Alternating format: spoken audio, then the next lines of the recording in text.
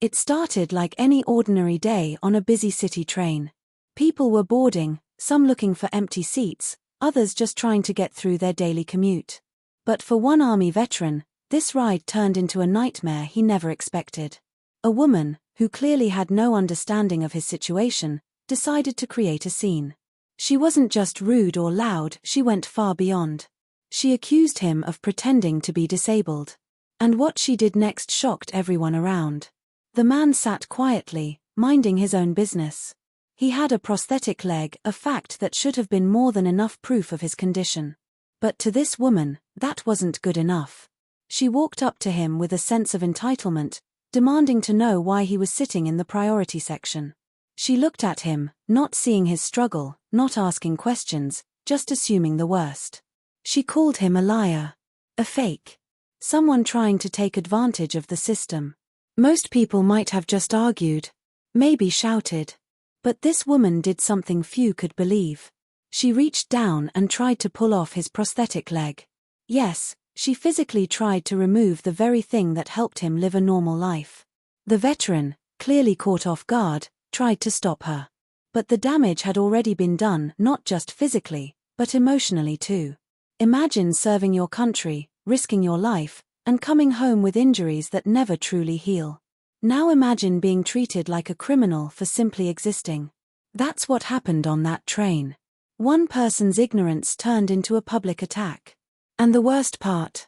She seemed proud of it. She kept shouting that he was pretending. That he was faking it for attention or benefits. All while holding onto the leg that wasn't even hers to touch. The passengers around them froze. Some pulled out their phones. Others tried to step in. A few just stared in disbelief. It wasn't just uncomfortable, it was disturbing. No one could understand why this woman felt so entitled to confront, humiliate, and physically assault a disabled man in public. This wasn't just an argument. This wasn't a misunderstanding.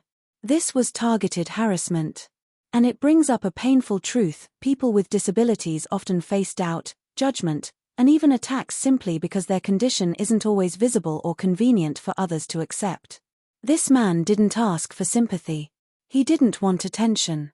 He just wanted to sit down. But what happened next? Did the woman get away with it? Did anyone help the veteran? And how did the authorities respond to something so outrageous and cruel? The train was moving steadily through the city, the soft hum of tracks underneath. It was just another stop-and-go ride for most people, but tension was building fast in one corner of the carriage. That's where the Army veteran had chosen his seat, rightfully so, in an area marked for disabled passengers. He wasn't drawing attention to himself. He wasn't speaking loudly or doing anything unusual. He was simply sitting there, legs stretched slightly out to accommodate his prosthetic. Then came the sound of footsteps, fast, sharp, and full of purpose. A woman, mid-40s, clearly agitated, marched down the aisle. She was scanning the seats like she was looking for something, or someone, to call out. Her eyes landed on the veteran. That's when everything began to shift. She didn't ask politely if the seat was taken. She didn't even seem curious. She immediately accused him of sitting somewhere he didn't belong. Her voice was loud enough for half the train to hear. "That seat is for people with real disabilities," she said with a tone that dripped with disbelief. The veteran, confused but calm, explained that he was an amputee and lifted his pants slightly to reveal the prosthetic. It should have ended there. But it didn't. Instead of stepping back, she doubled down. Her face twisted in anger, as if being proven wrong only made her more determined to be right. She accused him of faking it. "Anyone can buy something like that," she snapped. "You people will do anything for pity or free rides." That sentence turned heads. Other passengers were now watching. Some were whispering. Others were frozen, unsure how to react. The vet kept his composure. He explained again, clearly and respectfully, that he had served in the military, and this prosthetic was not a costume. But she wasn't listening. She interrupted, shouting over him. Her frustration seemed less about the seat and more about something she had carried with her, an ugly mix of judgment, entitlement, and rage. Then came the shocking moment. Without warning, she reached down and grabbed at his leg. Not in a subtle or clumsy way. She pulled hard. The veteran jerked back in shock. His balance shifted, and he nearly fell out of his seat. Gasps spread through the train.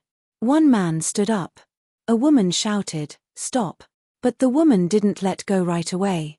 She tugged again, as if trying to prove something to herself, or maybe to everyone watching. By now, people were pulling out their phones. Some were yelling at her to back off. The veteran held his ground as best as he could, trying to shield his leg while keeping calm. But the situation had gone from uncomfortable to dangerous in seconds. No one could believe what they were witnessing. A woman attacking a wounded veteran. On a public train. In front of dozens of people. And yet, she acted like she was the one being wronged. Chaos had now fully erupted inside the train car. The woman, still clinging to her twisted belief that the army veteran was faking his injury, stood her ground as if she were exposing some great fraud. But her voice, once filled with confidence, began to waver. People weren't on her side. They weren't nodding in agreement. They were stunned, some angry, some scared, most just confused about how this had escalated so fast. The veteran was shaken but still trying to stay composed. He looked around for help, not in desperation, but in disbelief. His eyes met those of passengers who were just as stunned as he was. The woman kept ranting. "You're lying. You're using that fake leg to get sympathy," she shouted, waving her arms around like she was speaking for justice. One older man finally had enough. "Leave him alone," he said firmly, standing up. Others began to echo the same message. "You're out of line. What is wrong with you? He's a veteran, show some respect." But the woman wasn't listening. Her expression turned defensive. Her body stiffened. She started backing away, realizing that the crowd wasn't with her. The veteran, still seated, looked at her with a quiet strength. He didn't need to yell. He didn't insult her. He simply said, "I lost my leg in service. I didn't come on this train to fight another battle." That sentence hit people hard. The train went quiet for a moment.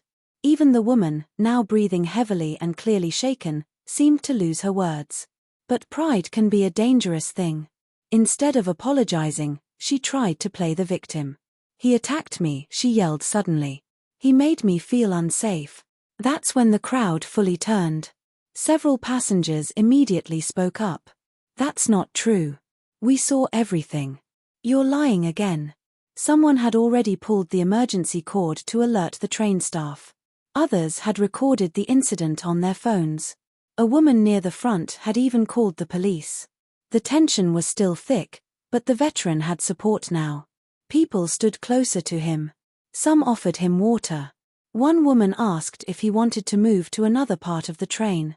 But he stayed put. Not out of stubbornness, but out of principle. He had done nothing wrong. When train staff finally arrived, the woman immediately tried to explain herself. Her voice cracked as she pointed at the veteran, trying to paint herself as the victim of some elaborate scam. But her story didn't hold up. Too many witnesses. Too many videos. Too many people had seen the truth with their own eyes.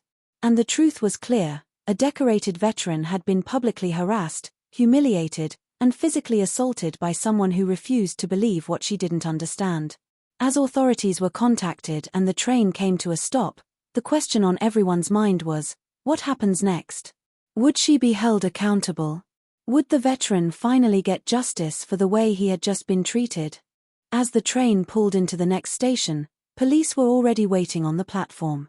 Word had spread quickly. Train staff had reported an ongoing disturbance involving physical assault, and passengers had plenty of footage to back it up. The moment the doors opened, officers stepped in with urgency.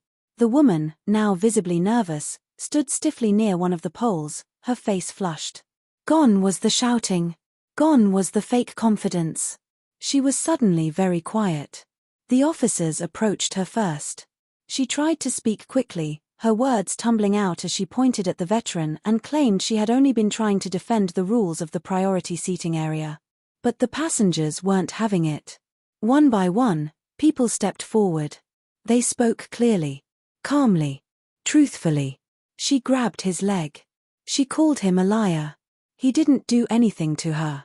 The officers listened closely, asking for statements and checking the phone footage passengers were eager to provide. Meanwhile, the veteran remained seated. He was calm but clearly tired, physically and emotionally. One officer crouched beside him and asked if he was okay. He nodded. "I'm used to pain," he said quietly. "But I didn't expect it to come from someone like that. Not here, not today." His voice wasn't angry. It was tired. Worn out. You could feel the weight of everything he had been through, not just on that train, but throughout his life. The police quickly confirmed what had happened. Too many people had seen it. Too many angles caught on video. They spoke to the woman again, this time more firmly. She tried one last time to insist she was the one being harassed. "He threatened me," she cried out. But no one believed her. The train staff even stepped in to clarify what they had witnessed. In the end, she had no one to back her up. Not one person in that entire train car supported her story. Eventually, the police made the decision. She was asked to step off the train with them. Passengers watched as she walked out, surrounded by officers. Some clapped quietly. Others just shook their heads. A few looked at the veteran with admiration and sadness. Sadness that someone who had already sacrificed so much had to go through something so unnecessary, so cruel. Train staff thanked the passengers for their cooperation and offered the veteran assistance. He refused politely. "I just want to get home," he said. A woman nearby whispered, "You deserve better than this." Another man nodded. "Thank you for your service."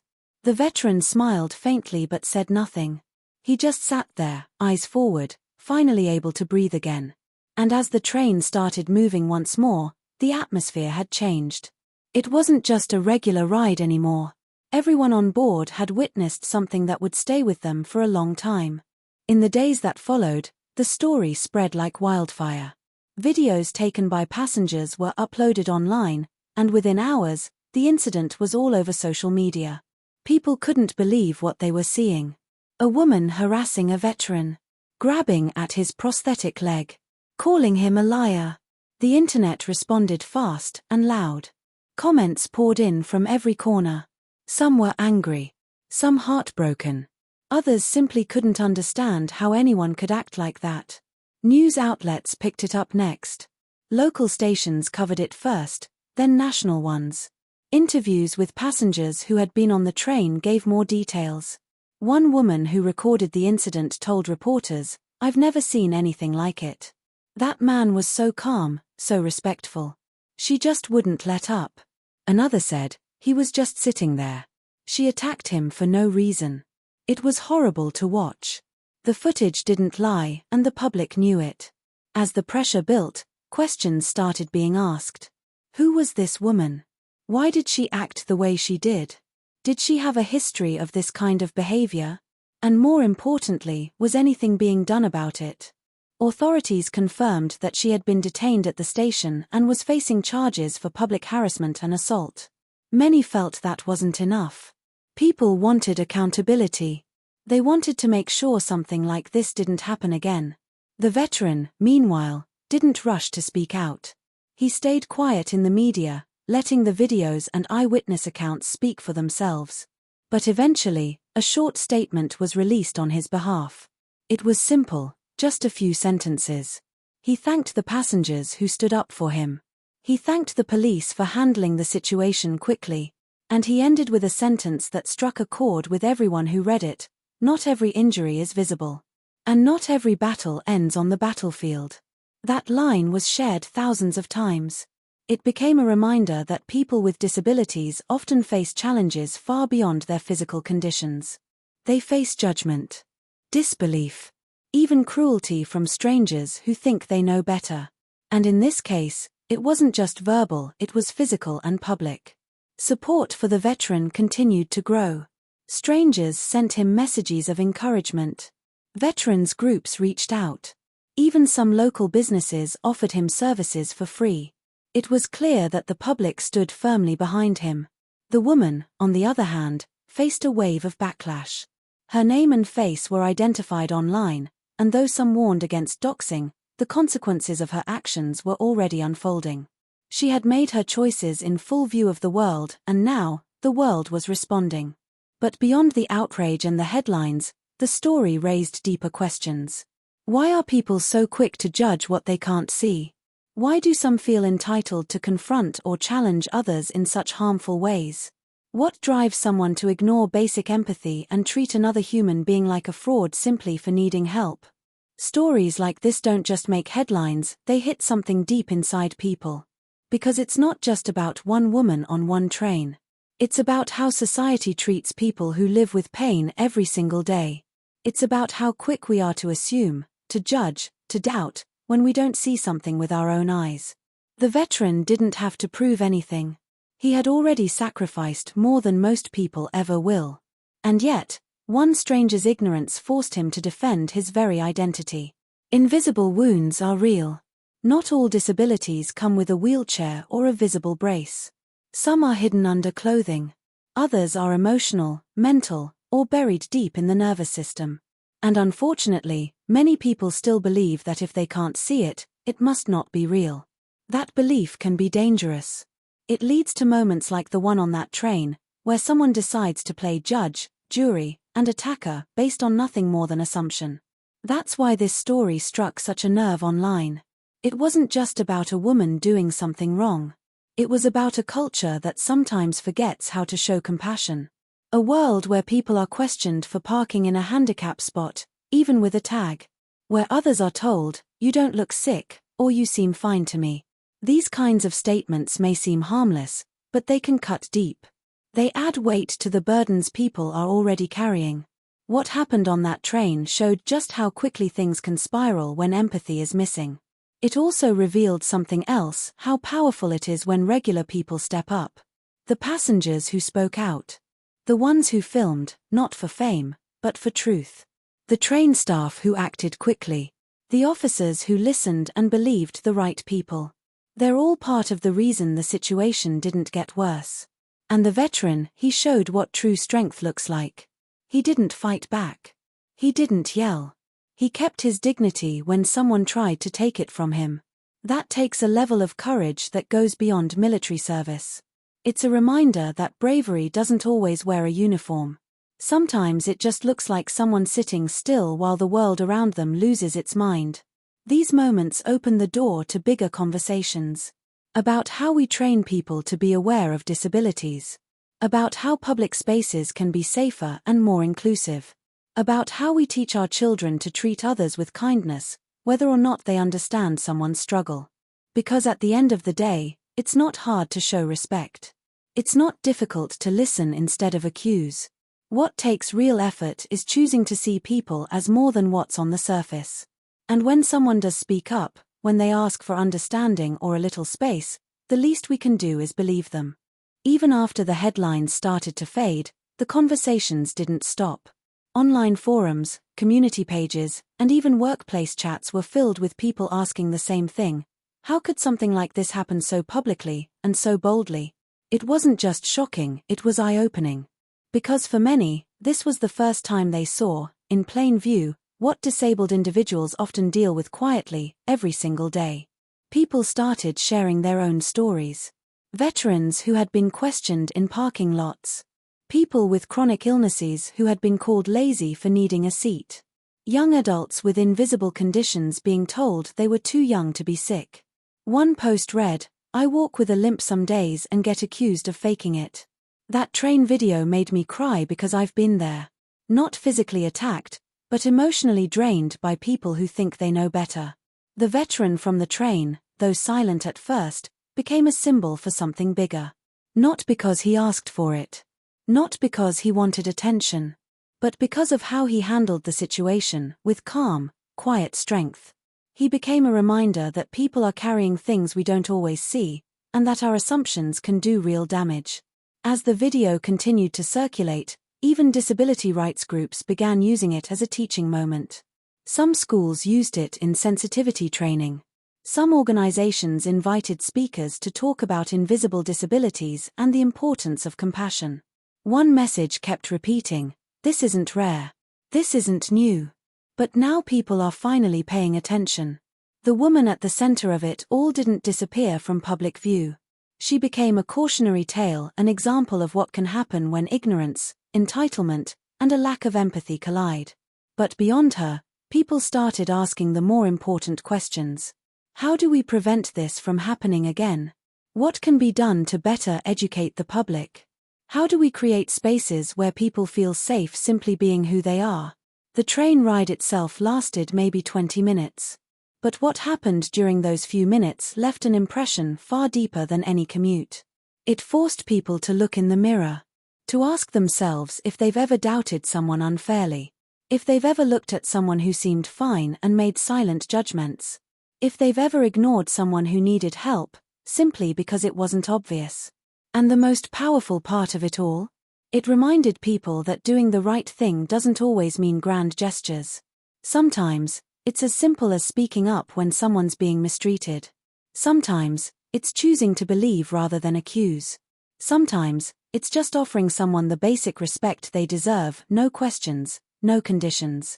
Because no one should have to prove their pain just to be left in peace.